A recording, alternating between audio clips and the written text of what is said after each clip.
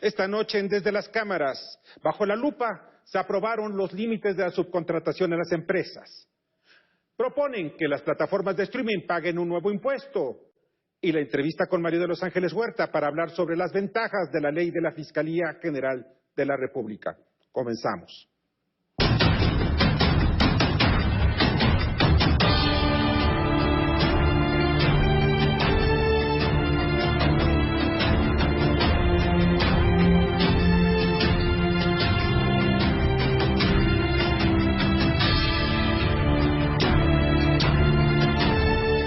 El Senado aprobó con 110 votos a favor la minuta de proyecto de decreto que regula el outsourcing. Su destino es el Ejecutivo Federal. En el Senado de la República se aprobó por unanimidad el dictamen que reforma la Ley Federal del Trabajo en materia de outsourcing o subcontratación. Al respecto, el presidente de la Junta de Coordinación Política, Ricardo Monreal, expresó: tiene como finalidad fortalecer el empleo, robustecer la figura de la subcontratación laboral y eliminar diversas prácticas derivadas de esta figura que producen una verdadera afectación a los derechos laborales de las personas trabajadoras, permitiendo al mismo tiempo atender las necesidades de las empresas para que éstas mantengan sus esquemas de producción y prestación de servicios en beneficio de la economía. Se reformaron también la ley del Infonavit, el Código Fiscal, la ley del ISR, del IVA, la Ley Federal de los Trabajadores al Servicio del Estado y del apartado B del artículo 123 de la Constitución. En esencia, los cambios propuestos en materia de subcontratación laboral reconocen y protegen los derechos laborales y de seguridad social de las personas trabajadoras y fortalecen tanto a la hacienda pública como a la economía nacional. Pero subrayo, es una reforma de justicia laboral para la clase trabajadora. Ya era hora de que el Congreso interviniera en este elemental derecho.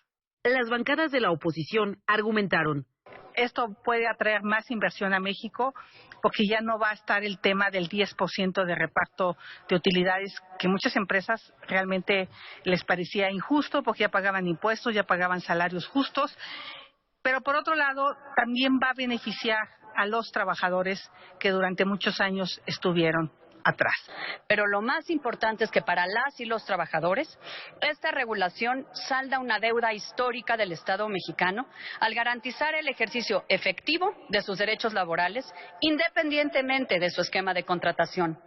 Porque si bien es cierto que la subcontratación le permite a las empresas hacer más eficientes sus procesos productivos, facilitar el manejo del personal y el pago de impuestos, también es cierto que este esquema se convirtió en una salida fácil de algunas empresas. Desde las cámaras, Claudia Ivette García. Alicia Salgado analiza la propuesta de Morena de establecer un impuesto a las plataformas de contenido audiovisual. Hola Víctor, ¿cómo estás? ¿Qué tal a todos los amigos que nos están escuchando desde las cámaras? Y hay que ponerle siempre la lupa, claro está. Hoy le pondremos la lupa a una iniciativa muy interesante que presentó la diputada de Morena, ella es Celeste Asensio, y está dirigida a grabar a las plataformas, a las plataformas digitales internacionales. Estamos hablando pues tú las conoces muy bien, hoy es muy fácil bajar o suscribirte a una plataforma digital y tener acceso a diferentes contenidos. En el mundo esto se ha propagado. Y recientemente en la reunión internacional del Fondo Monetario Internacional y también en la asamblea anual y en la anual de la OCDE, llegaron a una conclusión muy interesante para homologar el cobro de impuestos corporativos a las grandes tecnológicas. Así les llaman a estas empresas. Porque hoy por hoy venden sus productos a través de streaming, son los grandes captadores, por ejemplo, de publicidad, pero no dejan impuestos localmente. Y para los países esto ha sido una merma fundamental y la única alternativa que tienen, por ejemplo, para hacer frente a los gastos de la pandemia, o es recortar el gasto, o es expandir la deuda pública, o es expandir el déficit fiscal. De ahí que en las negociaciones internacionales han llegado a la conclusión de que con la expansión de la economía digital, pues se está perdiendo una muy fuerte fuente de recaudación necesaria para contribuir a dotar de bienes públicos como servicios de salud o educativos en los países. En función de ello, este impuesto o esta propuesta de la diputada integra algo muy interesante, es que se cobre el 7% general a las plataformas. Hay quien dice que es muy poco, que debería ser el 15%, al menos el IVA. Y yo creo que esta discusión se va a dar en el seno de la otra que han anunciado el propio presidente López Obrador y también los integrantes de la Cámara o la Secretaría de Hacienda para tener una convención hacendaria posterior a las elecciones que permita la integración del siguiente paquete fiscal. Hay toda clase de imaginación puesta sobre la mesa para cobrar impuestos. Aquí lo importante no solamente es que se den cuenta de hacia dónde está la economía y cuáles son las fuentes de valor, y me parece que esta en particular es una iniciativa en sentido correcto, porque las empresas internacionales como Google, Apple, estas, ¿no?, se están beneficiando absolutamente, pero no están dejando nada de esas utilidades o el pago de impuestos sobre la renta o el pago del IVA en nuestro país, a pesar de que somos uno de los principales consumidores de plataformas digitales. ¿Cómo la ves? Interesante, ¿no? Yo pongo este tema bajo la lupa desde las cámaras.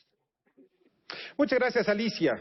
Veremos qué más se debatió esta semana en la Cámara de Diputados. La Cámara de Diputados aprobó la reforma a la Ley de Hidrocarburos. Con 301 votos a favor de Morena y sus partidos aliados, PT, PES y Partido Verde, el Pleno avaló el dictamen presentado por el presidente de la Comisión de Energía. Ha dejado sin efecto la regulación asimétrica en los siguientes productos: gas natural, gas LP, gasolina y diésel. Estas acciones no implican volver al esquema de un monopolio estatal, sino todo lo contrario. De lo que se trata es transitar a un mercado en donde todos los participantes, incluyendo Pemex, se encuentren en igualdad de condiciones regulatorias. Nosotros creemos que con ello se estará refrendando el compromiso de recuperar la soberanía y la seguridad energéticas nacionales. Las bancadas de oposición, PAN, PRI, PRD y Movimiento Ciudadano, que alcanzaron 147 votos en contra, argumentaron: va a significar incremento a las gasolinas. No, es que ahora le llaman ajuste a la inflación. Va a significar gasolinazos y esto le va a afectar a miles de ciudadanos y ciudadanas. Por ejemplo, al distribuidor de masa para ir por las tortillas, para poder fabricar las tortillas. Por ejemplo, a quien tienen que ir a las centrales de abasto. Por ejemplo, a taxistas. Por ejemplo, a quienes usan el camión, porque también va a incrementar. Los efectos de la reforma que quiera aprobar Morena serán gasolinas más caras, diésel más caro, combustibles más caros. ¿Por qué? Porque ustedes estarían quitando la regulación asimétrica que hoy existe en el país. Hoy condenamos este ultraje al estatus de competencia que debe prevalecer en el desarrollo de la industria de los hidrocarburos, como está expresamente dispuesto en la Constitución de los artículos 25 y 28. Pasa al Senado de la República para sus efectos constitucionales. Desde las cámaras, Claudia Ivette García. Claudia Ivette García, los pendientes que quedan del Congreso de la Unión. Así es, Víctor. Muy bien, muchas gracias. Un gusto saludarte. Muy buenas noches. Gracias. ¿Cuáles son sus pendientes? Pues vamos a ver, porque tenemos una agenda legislativa bastante cargada, Víctor. Cada vez estamos más cerca del cierre del periodo ordinario de sesiones del Congreso de la Unión, que como sabemos concluye a finales de este mes de abril. Esto quiere decir que estamos por empezar el receso que da lugar a los trabajos de la Comisión Permanente. Antes de que ello suceda, suelen llegar las famosas bolas rápidas, esas iniciativas de ley que se pretende que sean aprobadas en fast track en los últimos días de sesiones, tanto en el Senado de la República como en la Cámara de Diputados. Revisemos la agenda parlamentaria para identificar cuáles son los temas pendientes de legislar. Uno que lleva bastante tiempo rezagado y que podría seguirse aplazando es la regulación del uso del cannabis. Por el momento, parecen haber pocos consensos en la Cámara Alta tras los cambios realizados por los diputados en San Lázaro desde el pasado 10 de marzo. Tanto el presidente de la Junta de Coordinación Política de la Cámara Alta, Ricardo Monreal, como el presidente de la mesa directiva del Senado, Eduardo Ramírez, dejaron ver la posibilidad de solicitar una prórroga para que el dictamen se discuta y apruebe el próximo periodo ordinario de sesiones que inicia en septiembre. Sin embargo, la lista de temas rezagados es amplia. Tan solo en la Cámara de Diputados se tienen aproximadamente 400 temas pendientes de dictaminación.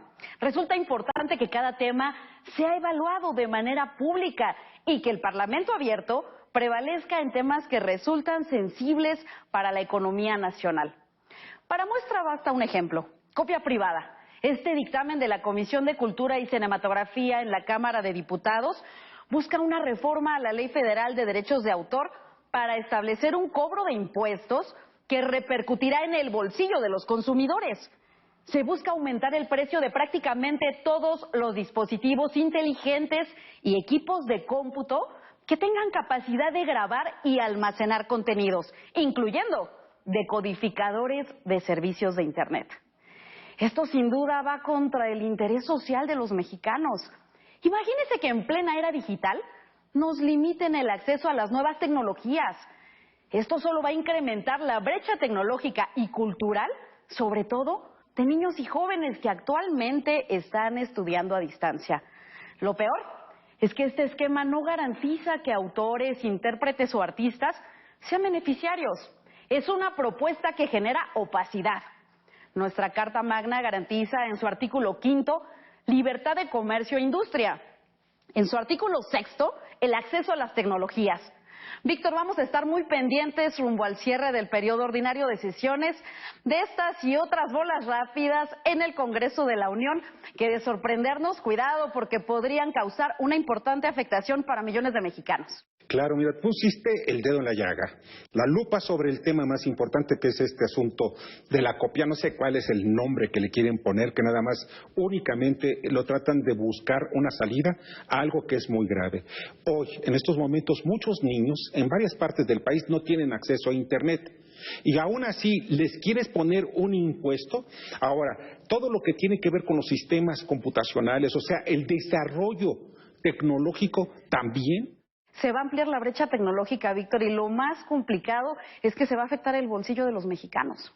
Sí, el bolsillo de los mexicanos, la educación, el desarrollo, la tecnología. Estamos precisamente en esa rayita. Tenemos que dar el paso hacia el frente. Y si no lo damos, pues nos vamos a quedar rezagados. Otra vez nos vamos a quedar rezagados. Así es. Claudia Ivette, muchísimas gracias. Te agradezco muchísimo. Vamos a una breve pausa y al regreso platicaremos con la diputada María de los Ángeles Huerta, secretaria de la Comisión de Justicia de la Cámara de Diputados. Hablaremos con ella sobre la ley de la Fiscalía General de la República y cómo nos beneficia a los mexicanos. Lo que el fiscal quiere con esta ley es seguir garantizando que las víctimas serán adecuadamente atendidas y, por supuesto, vigilados los procesos para que se haga por fin justicia.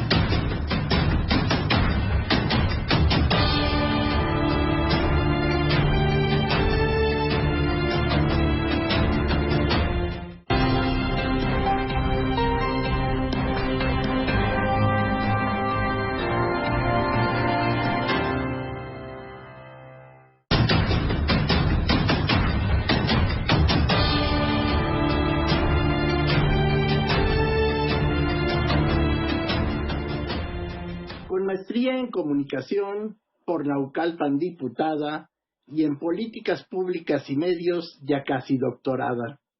Ángeles Huerta del Río, duro trabaja en cada comisión. Cultura, ciencia y tecnología, cine, radio y televisión. Viene hoy a entrevista, llega muy preparada, reportera, docente y articulista. Recibamos a nuestra invitada.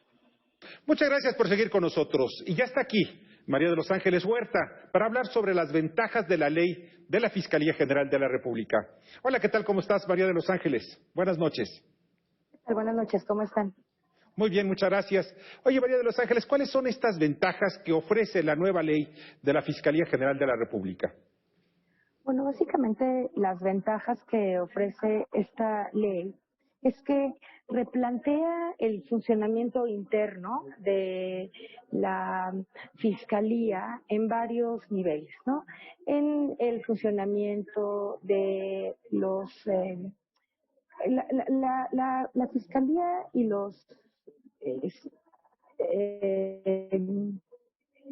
procesos con los que tiene que ver no pueden centralizarse solamente en la Fiscalía Federal. Necesitamos tener una adecuada organización en todos los estados. Y creo que una de las cosas que hace es que descentraliza, pero al mismo tiempo ofrece la posibilidad de atraer los casos, por ejemplo, en el caso que estamos viendo aquí ahorita mismo en la Comisión de Justicia de las Víctimas, ofrece la posibilidad de que pueda la Fiscalía hacerse cargo, pero los ministerios públicos de los estados también tienen una responsabilidad que en caso de que no cumplan, entonces puede atraerse el tema a la Fiscalía Central. Me parece que eso, por ejemplo, es una de las grandes ventajas que estamos nosotros viendo en esta ley. Sí. De alguna manera, María de los Ángeles, de alguna manera el Ministerio Público ya no está con las manos libres para hacer lo que quiera. De alguna manera ya está limitado a que se aplique la ley estrictamente. Exacto. La Fiscalía tiene una función muy importante en términos de la organización y de asegurar que los ministerios públicos en este país, en todos lados, funcionen adecuadamente. Y lo que esta ley está haciendo, entre otras cosas, es darle la posibilidad ampliada de que pueda ejercer control, de que pueda tener una adecuada vigilancia y de que en caso que fallen los ministerios públicos en la adecuada atención a los casos, por ejemplo los de víctimas, pero a los muchísimos casos que enfrentan cotidianamente, entonces tendrá la Fiscalía la posibilidad de atraer eso para, pues, no solamente para procesarlo, sino también en un sentido de vigilancia y de atención de que quien no está haciendo su trabajo lo haga adecuadamente. Y creo que esta ley favorece ese tema. Ahora, sobre las víctimas, porque es uno de los temas que algunos grupos han criticado, ¿qué es lo que pasa a las víctimas? Pues las víctimas creo que les falta entender que esta ley sí está respetando de manera plena y absoluta los derechos que tienen de que se hagan adecuadas investigaciones y se castigue a los responsables del tema. Algo que me parece que no se ha comprendido todavía de manera integral es que para que pueda una fiscalía funcionar, tiene que tener modificaciones orgánicas, digamos, que favorezcan el buen desarrollo, digamos, los buenos procedimientos. Al funcionar adecuadamente, las víctimas se verán más favorecidas que cuando había una fiscalía que no tenía un buen funcionamiento. Estamos garantizando más que nunca que las víctimas sean adecuadamente atendidas. Hay, por supuesto, diferentes visiones sobre esto, pero la mía, sin ninguna duda, es que lo que el fiscal quiere con esta ley es seguir garantizando que las víctimas serán adecuadamente atendidas y, por supuesto, vigilados los procesos para que se haga por fin justicia. Lo que no se puede, ¿no? Y es obvio que las víctimas así lo demanden, es atender de una vez 90,000 casos de desapariciones forzadas que heredamos de los gobiernos anteriores. Eso es un hecho real que no tiene que ver con esta transformación. Nosotros heredamos 90,000 expedientes. Y claro que la Fiscalía puede atraer algunos casos, pero también tenemos que distribuir la responsabilidad entre las fiscalías de todos los ministerios públicos de todos los estados de este país, ¿no? No, pues, a ver, denle al fiscal hoy, lleva 1 año, 2 años en funciones, uno con pandemia, ¿verdad? Cárguenle 90,000 expedientes y que se haga cargo de todo eso ahorita de una vez, de un golpe. Pues eso es una cosa que no se puede pretender. Claro. Necesitamos comprender, ¿no?, que este proceso se va a ir dando, que vamos a ir limpiando toda esa porquería que agarramos, que tuvimos que tomar del pasado, de los regímenes anteriores, ¿verdad? Pero que no podemos cambiar todo en un año. La gente, yo estoy segura que la gente comprende eso, ¿no? Hay delitos federales y obviamente hay delitos estatales, o sea, del fuero estatal. En los delitos federales que corresponden a la Fiscalía General de la República, pues tienen que estar revisando uno y cada una de estas desapariciones. Hay casos que atrajo también la Fiscalía General de la República, no nada más de otros sexenios, sino incluso de este mismo sexenio. ¿Qué es lo que va a ocurrir ya con esto, en la aplicación de la ley, en la práctica? ¿Qué es lo que va a ocurrir con las desapariciones forzosas?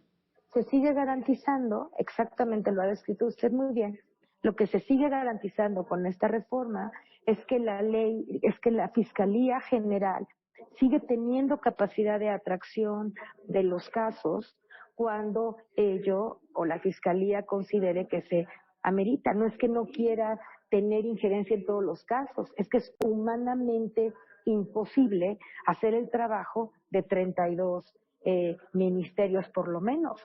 Si nosotros dividimos el trabajo en 32 ministerios públicos, tenemos muchas más posibilidades de éxito a que si se le pide a una sola instancia que atraiga absolutamente todos los casos. Lo hará en los casos necesarios y en los demás estará fiscalizando, vigilando y exigiendo que el ministerio en cuestión atienda adecuadamente las necesidades de las víctimas. Y esto es de lo que las víctimas tienen que estar absolutamente seguras, que tenemos un fiscal que hoy, a diferencia de lo que pasó en los gobiernos anteriores, un fiscal que tiene toda la intención de resolver el problema, pero tampoco se puede pretender que se resuelvan 90,000 problemas, ¿verdad?, por una sola persona sin que haya la ayuda, ¿verdad?, y el buen actuar de todas las fiscalías de los estados. O sea, entonces le quitamos al Estado de México, ¿verdad?, le quitamos responsabilidad y me la cargo el fiscal que se la cargue toda. Pues eso no tiene sentido, eso no va a pasar, eso no debe pasar.